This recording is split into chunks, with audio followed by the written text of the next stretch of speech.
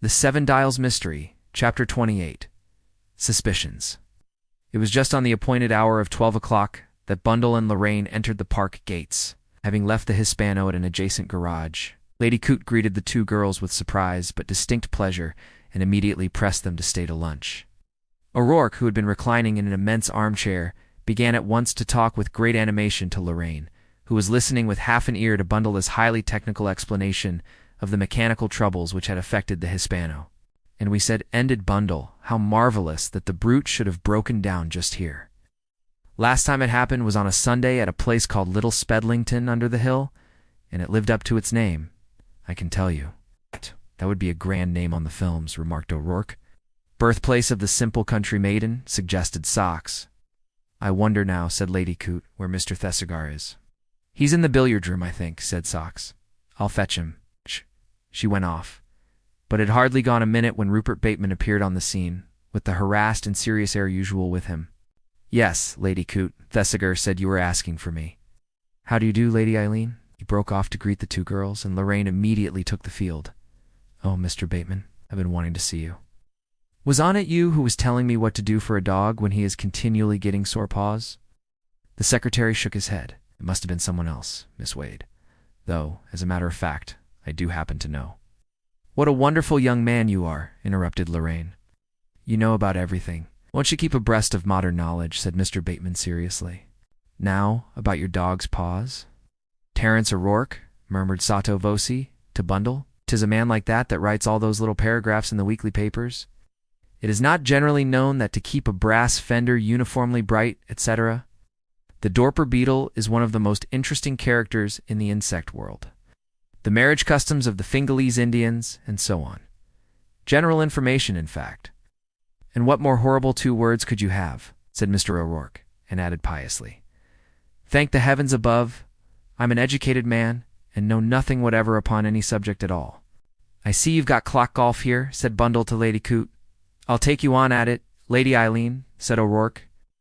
"Let's challenge those two," said Bundle. "Lorraine, Mr. O'Rourke, and I want to take you and Mr. Bateman on at clock golf." "Do play, Mr. Bateman," said Lady Coote, as the secretary showed a momentary hesitation. "I'm sure Sir Oswald doesn't want you." The four went out on the lawn. "Very cleverly managed." "What?" whispered Bundle to Lorraine. "Congratulations on our girlish tact." The round ended just before 1 o'clock. Victory going to Bateman and Lorraine. "But I think you'll agree with me, partners," said Mr. O'Rourke, "that we played a more sporting game." He lagged a little behind with Bundle. "Old Pongo's a cautious player. He takes no risks. Not with me, it's neck or nothing. And a fine motto through life. Don't you agree, Lady Eileen?" "Hasn't it ever landed you in trouble?" asked Bundle, laughing. "To be sure it has. Millions of times. But I'm still going strong. Sure. It'll take the hangman's noose to defeat Terence O'Rourke." Just then, Jimmy Thesiger strolled round the corner of the house. "Bundle! By all that's wonderful!" exclaimed. "You've missed competing in the autumn meeting," said O'Rourke. "I'd gone for a stroll," said Jimmy. "Where did these girls drop from?" "We came on our flat feet," said Bundle. "The Hispano let us down," and she narrated the circumstances of the breakdown. Jimmy listened with sympathetic attention. "Hard luck," he vouchsafed. "If it's going to take some time, I'll run you back in my car after lunch." A gong sounded at that moment, and they all went in. Bundle observed Jimmy covertly. She thought she had noticed an unusual note of exultance in his voice. She had the feeling that things had gone well. After lunch, they took a polite leave of Lady Coote, and Jimmy volunteered to run them down to the garage in his car. As soon as they had started, the same word burst simultaneously from both girls' lips. "Well," Jimmy chose to be provoking. Well, pretty hearty, thanks. Slight indigestion owing to overindulgence in dry biscuits. But what has happened, I tell you? Devotion to the cause made me eat too many dry biscuits. But did our hero flinch? No, he did not. "Jimmy," said Lorraine reproachfully, and he softened. "What do you really want to know?" "Oh, everything. Didn't we do it well? I mean, the way we kept Pongo and Terence O'Rourke in play." "Well, I congratulate you on the handling of Pongo. O'Rourke was probably a sitter. Dork. But Pongo is made of other stuff. There's only one word for that lad. It was in the Sunday Newsbag crossword last week. Word of 10 letters meaning everywhere at once. Ubiquitous. That describes Pongo down to the ground. Can't go anywhere without running into him. And the worst of it is, you never hear him coming. You think he's dangerous? Dangerous, of course, he's not dangerous. It's fancy Pongo being dangerous. He's an ass. But as I said just now, he's an ubiquitous ass. He doesn't even seem to need sleep like ordinary mortals. In fact, to put it bluntly, the fellow's a damned nuisance. And, in a somewhat aggrieved manner, Jimmy described the events of the previous evening. Bundle was not very sympathetic. I don't know what you think you're doing anyway, mooshing round here. No, 7, said Jimmy crisply. That's what I'm after. No, 7. And you think you'll find him in this house. I thought I might find a clue, and you didn't. Not last night, no, but this morning, said Lorraine, breaking in suddenly. Jimmy, you did find something this morning. I can see it by your face. Well, I don't know if it is anything. But during the course of my stroll, well, which stroll didn't take you far from the house, I imagine. Strangely enough, it didn't. Round trip in the interior, we might call it. As I say, I don't know whether there's anything in it or not, but I found this.